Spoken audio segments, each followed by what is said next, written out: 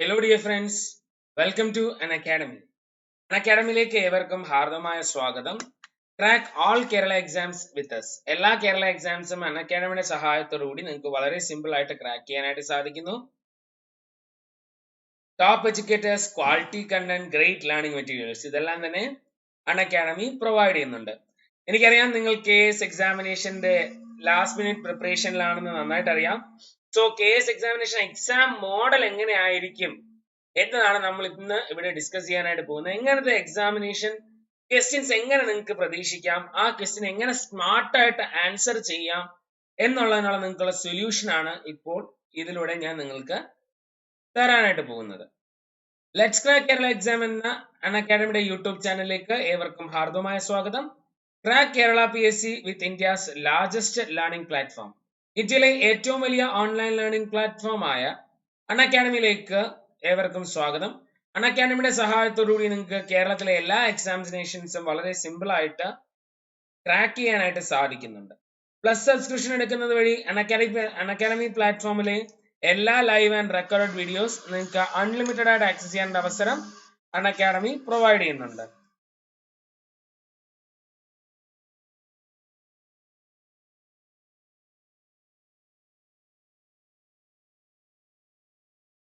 എല്ലാവരും അൺ അക്കാഡമിയിൽ plus subscription എടുത്ത് join ചെയ്യുക. അതുവഴി അൺ അക്കാഡമി പ്ലാറ്റ്ഫോമിലെ എല്ലാ ലൈവ് ആൻഡ് റെക്കോർഡഡ് വീഡിയോസ് നിങ്ങൾക്ക് അൺലിമിറ്റഡ് ആയിട്ട് ആക്സസ് ചെയ്യാനായിട്ട് സാധിക്കുന്നുണ്ട്. ഫ്രണ്ട്സ്, എന്റെ പേര് KC ശിവരാജ്. കഴിഞ്ഞ 3 വർഷമായിട്ട് UPSC, SSC, കേരള PSC തുടങ്ങിയ എക്സാമിനേഷൻസിന് ഫാക്കൽറ്റി ആയിട്ട് വർക്ക് ചെയ്യുന്നു. തിരുവനന്തപുരത്ത് പല ഇൻസ്റ്റിറ്റ്യൂട്ടുകളിൽ ഗസ്റ്റ് ഫാക്കൽറ്റി ആയിട്ട് വർക്ക് ചെയ്യുന്നു. ഞാൻ കൊമേഴ്സിലെ ഒരു പോസ്റ്റ് ഗ്രാജുവേറ്റ് ആണ് കേരള യൂണിവേഴ്സിറ്റിയിൽ നിന്നും. ലെറ്റ്സ് ക്രാക്ക് കേരള എക്സാം എന്ന അൺ അക്കാഡമിയുടെ യൂട്യൂബ് ചാനലിൽ Indian history, Indian constitution, renaissance of Kerala, Kerala history തുടങ്ങിയ ടോപ്പിക്സിലാണ് ഞാൻ റെഗുലർ ആയിട്ട് ക്ലാസ്സസ് എടുത്തു വരുന്നത്. എല്ലാ ദിവസവും എന്റെ ക്ലാസ്സസ് അവിടെ ലഭിക്കുന്നതാണ്. നിങ്ങൾ എല്ലാവരും അൺ അക്കാഡമിയുടെ ലെറ്റ്സ് ക്രാക്ക് കേരള എക്സാം എന്ന യൂട്യൂബ് ചാനൽ ലൈക്ക് ചെയ്യുക, ഷെയർ ചെയ്യുക, സബ്സ്ക്രൈബ് ചെയ്യുക. അതുവഴി ലൈവ് ആൻഡ് റെക്കോർഡഡ് വീഡിയോസ് നിങ്ങൾക്ക് അൺലിമിറ്റഡ് ആയിട്ട് ആക്സസ് ചെയ്യാനായിട്ട് സാധിക്കുന്നുണ്ട്. എന്താണ് നിങ്ങൾക്ക് അൺ അക്കാഡമിയിൽ നിന്നും ലഭിക്കുന്നത്? ഡെയിലി ലൈവ് ക്ലാസ്സസ് നിങ്ങൾക്ക് ലഭിക്കുന്നുണ്ട്. അതുവഴി നിങ്ങൾക്ക് എഡ്യൂക്കേറ്റേഴ്സുമായിട്ട് ലൈവായിട്ട് ഇന്ററാക്ട് ചെയ്യാനും ഡിസ്കസ് ചെയ്യാനും അവർക്ക് ക്വസ്റ്റ്യൻസ് ചോദിക്കാനുള്ള അവസരവും അൺ അക്കാഡമി പ്രൊവൈഡ് ചെയ്യുന്നുണ്ട്. ലൈവ് ടെസ്റ്റ് ആൻഡ് ക്വിസസ് നിങ്ങൾക്ക് അൺ അക്കാഡമി പ്ലാറ്റ്ഫോമിൽ അവൈലബിൾ ആണ്.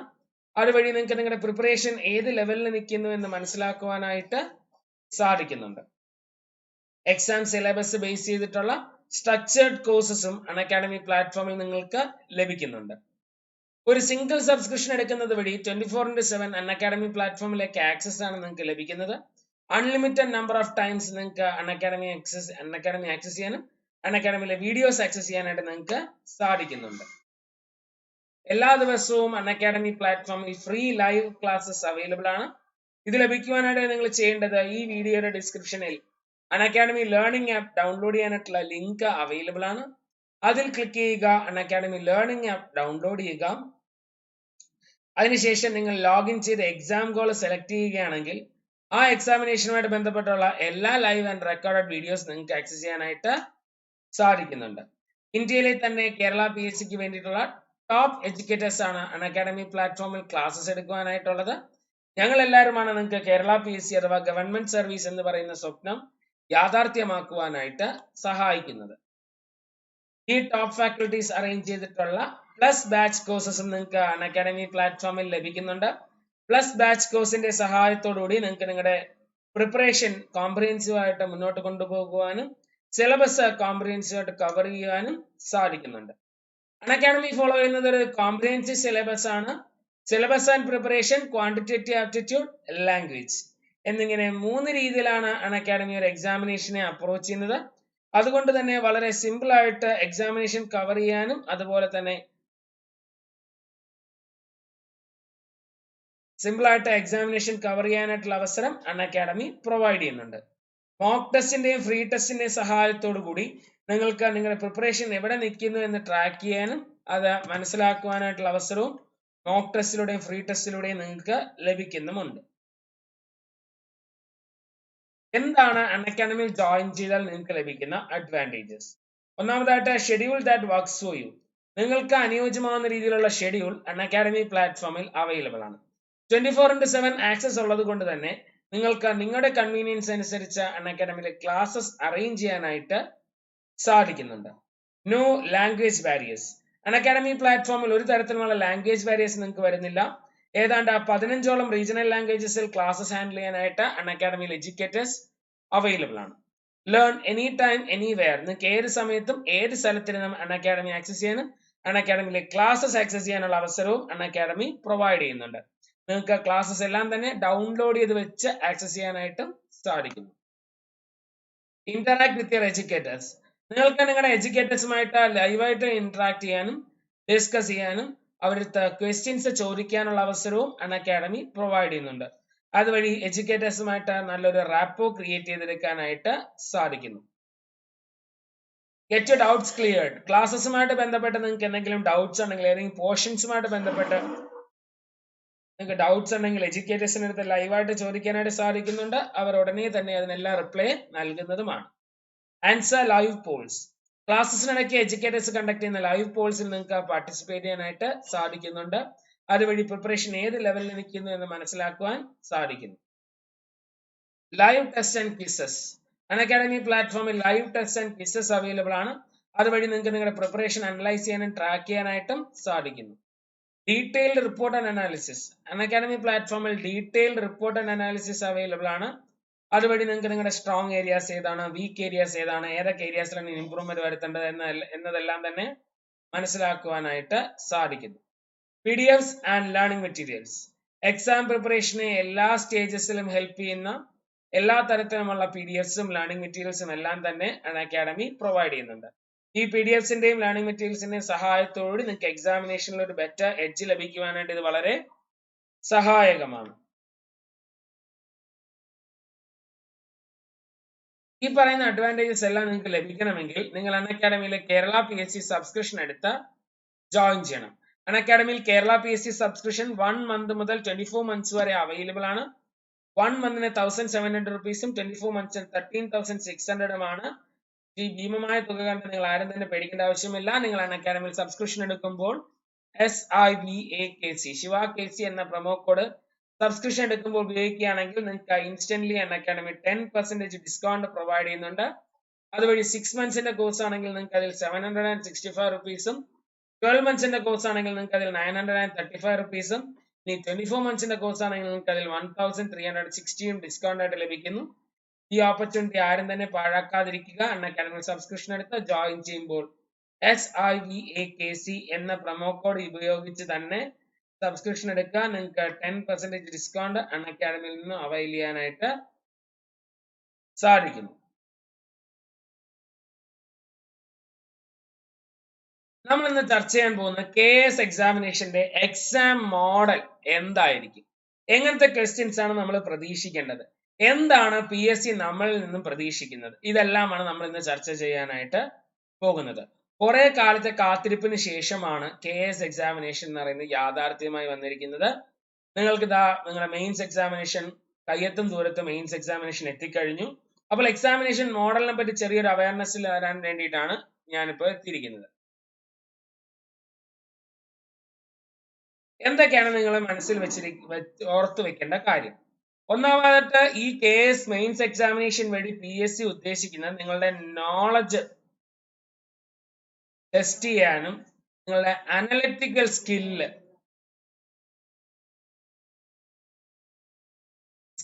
പരിശോധിക്കാനും വേണ്ടിയിട്ടാണ്. ഇത് കംപ്ലീറ്റ്ലി ഒരു ഡിസ്ക്രിപ്റ്റീവ് ടൈപ്പ് എക്സാമിനേഷൻ ആണെന്ന് ഓർക്കുക. ഇതൊരു ഡിസ്ക്രിപ്റ്റീവ് ടൈപ്പ് എക്സാമിനേഷൻ ആണ്. ഇത്രയും കാലം നിങ്ങൾ അറ്റൻഡ് ചെയ്ത ഒബ്ജക്റ്റീവ് ടൈപ്പ് എക്സാമിനേഷനിൽ നിന്ന് മാറി ഡിസ്ക്രിപ്റ്റീവ് നിങ്ങളുടെ കയ്യിൽ എന്ത് സ്റ്റഫ് ഉണ്ട് എന്ന് പരിശോധിക്കാൻ വേണ്ടിയിട്ട് അൺഅക്കാഡമി നടത്തുന്ന ഒരു എക്സാമിനേഷൻ ആണ് ഈ KS മെയിൻസ് എക്സാമിനേഷൻ.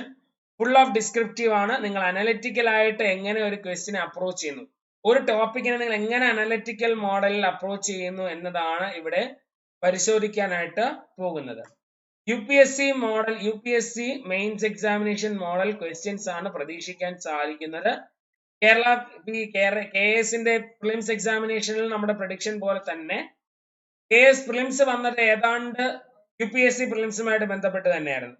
ഇവിടെയും അത് തന്നെയാണ് സംഭവിക്കാൻ പോകുന്നത്. UPSC മെയിൻസ് എക്സാമിനേഷൻ മോഡലിൽ അത്രയും ഡീപ്പായിട്ട് പോകാതെ സ്ക്രാച്ച് ലെവലിലുള്ള UPSC മെയിൻസ് എക്സാമിനേഷൻ മോഡലിലുള്ള ക്വസ്റ്റ്യൻസ് ആണ് നിങ്ങൾക്ക് ഇവിടെ പ്രതീക്ഷിക്കാനായിട്ട് സാധിക്കുന്നത്. അപ്പൊ ഈ പറയുന്ന ക്വസ്റ്റ്യൻസ് എല്ലാം നിങ്ങൾക്ക് ആൻസർ ചെയ്യാൻ ഡീപ്പ് ആൻഡ് ഇൻഡെപ്ത് നോളജ് ഉണ്ടായിരിക്കണം.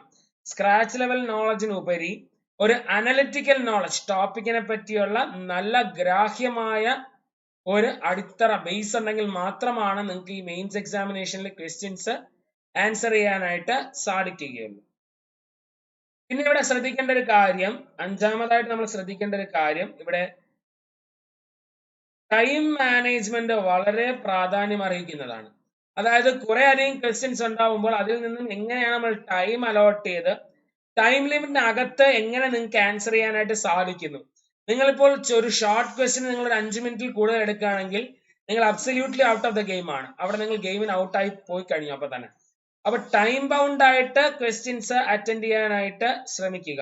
ആ പറയുന്ന ഓരോ ക്വസ്റ്റ്യനും ഓരോ ആൻസറിന്റെയും ക്വസ്റ്റ്യന്റെ മാർക്ക് അനുസരിച്ച് ടൈം ഡിവോട്ട് ചെയ്ത് പ്രാക്ടീസ് ചെയ്യാനായിട്ട് ശ്രമിക്കുക.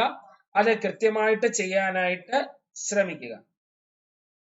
അതുപോലെ തന്നെ അടുത്തതായിട്ട് ശ്രദ്ധിക്കേണ്ട ഒരു കാര്യമാണ് വേർഡ് ലിമിറ്റ്. ഈ ടൈം മാനേജ്മെന്റും വേർഡ് ലിമിറ്റും ഒരുമിച്ച് ഒരേ ദിശയിൽ സഞ്ചരിക്കുന്ന രണ്ട് വ്യക്തികളാണ്.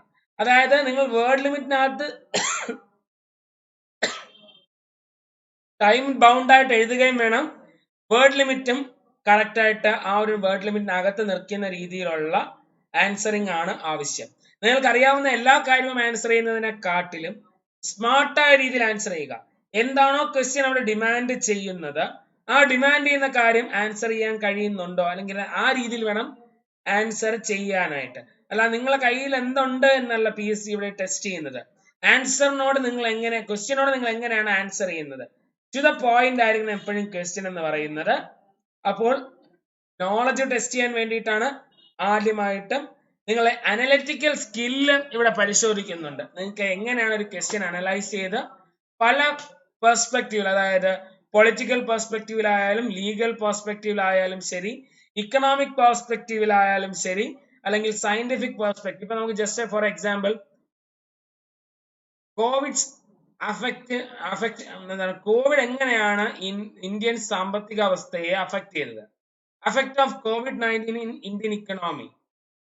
അപ്പൊ ഇന്ത്യൻ ഇക്കണോമിയിൽ എന്തൊക്കെ നമ്മളവിടെ നോക്കണം, സയന്റിഫിക് ആയിട്ട് എന്തെല്ലാം ഡെവലപ്മെന്റ് അവിടെ ഉണ്ടാവാനായിട്ട് സാധിച്ചു, അതിൽ നിന്ന് ലീഗലായിട്ട് എന്തൊക്കെ മാറ്റങ്ങളാണ് ഇന്ത്യൻ ഇക്കണോമിയിൽ ചേഞ്ചസ്, ലീഗലായിട്ട് എന്തൊക്കെ മാറ്റങ്ങളാണ് അവിടെ ഗവൺമെന്റ് കൊണ്ടുവന്നത്, ഇനി ഇക്കണോമിക്കലായിട്ട് എന്തൊക്കെ മാറ്റങ്ങളാണ് അവിടെ സംഭവിച്ചത്, ഇനി സൊസൈറ്റിയുടെ സ്വഭാവത്തിൽ നമ്മൾ എപ്പോഴും നമ്മൾ സാനിറ്റൈസറും മാസ്കും എല്ലാം തന്നെ ഉപയോഗിക്കാൻ തുടങ്ങി, നമ്മൾ വളരെ സേഫ് ആയിട്ട് നടക്കുവാനായിട്ടും വളരെ വിജിലന്റ് ആവാനായിട്ട് തുടങ്ങി.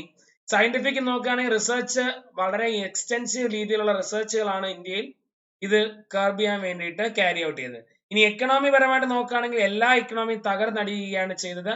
എല്ലാവർക്കും കോവിഡ് ഒരുപോലത്തെ ഉള്ള ദുരിതമാണ് സമ്മാനിച്ചത്. ആർക്കും തന്നെ സമാധാനത്തിനൊരു വക കോവിഡ് ഒരുക്കി കൊടുത്തില്ല എന്നത് വളരെ നഗ്നമായ ഒരു സത്യമാണ്. അപ്പൊ കോവിഡ് എഫക്ട് ഓൺ എക്കണോമി എന്ന് പറയുമ്പോൾ പല രീതിയിൽ ഇത് എങ്ങനെയാണ് ഓരോ മേഖലയെയും അഫക്ട് ചെയ്തത് നമ്മളിപ്പോൾ ഡിസ്കസ് ചെയ്തില്ല. അപ്പൊ ഇതുപോലെ ഓരോ ക്വസ്റ്റ്യനും ഇതുപോലെ എല്ലാ പെർസ്പെക്റ്റീവ് ഉണ്ട്.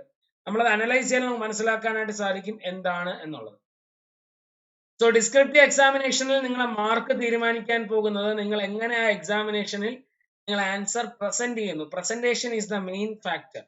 കയ്യിലുള്ള നോളജ് എല്ലാം കൂടെ നിങ്ങൾ വാല്യൂ വലിച്ച് പാരഗ്രാഫിൽ എഴുതി വെക്കുന്നതിനെക്കാട്ടിലും ഉപരി പോയിന്റ് ബൈ പോയിന്റോ അല്ലെങ്കിൽ ഗ്രാഫിക്കൽ ആയിട്ടോ അല്ലെങ്കിൽ മാപ്പിലൂടെയോ പ്രസന്റ് ചെയ്യാനായിട്ട് സാധിക്കുക. സ്മാർട്ട് പ്രസന്റേഷനിലാണ് ഇവിടെ ഏറ്റവും കൂടുതൽ പ്രാധാന്യം അർഹിക്കാനായിട്ട് പോകുന്നത്. അപ്പോൾ ടൈം മാനേജ്മെന്റ് നോക്കണം, വേർഡ് ലിമിറ്റും നോക്കണം, UPSC മോഡൽ ക്വസ്റ്റ്യൻസ് എല്ലാം ഒന്ന് റെഫർ ചെയ്തിട്ട് പോയാൽ നല്ലതായിരിക്കും. ഡിസ്ക്രിപ്റ്റീവ് എക്സാമിനേഷൻ ആണ്, അനലിറ്റിക്കൽ സ്കില്ല് എക്സാമിൻ ചെയ്യാൻ വേണ്ടിയിട്ടാണ്, നിങ്ങളുടെ നോളജ് ടെസ്റ്റ് ചെയ്യുക എന്നതും ഇതിന്റെ ഒരു ലക്ഷ്യമാണ്.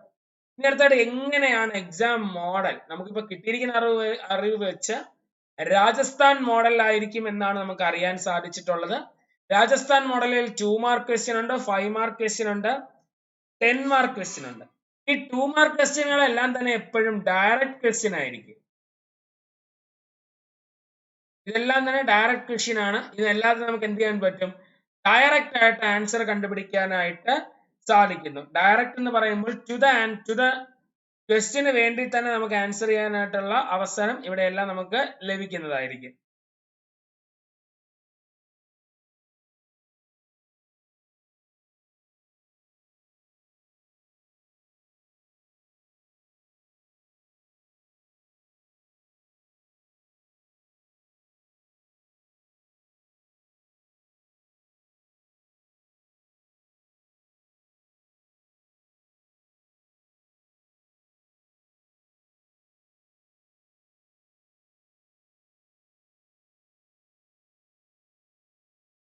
ഈ പറയുന്ന എല്ലാ 2 മാർക്കും ചോദിക്കുന്ന എല്ലാ ക്വസ്റ്റിനും നിങ്ങൾക്ക് ഡയറക്റ്റ് ആയിട്ട് ആൻസർ ചെയ്യാനായിട്ട് സാധിക്കുന്നുണ്ട്.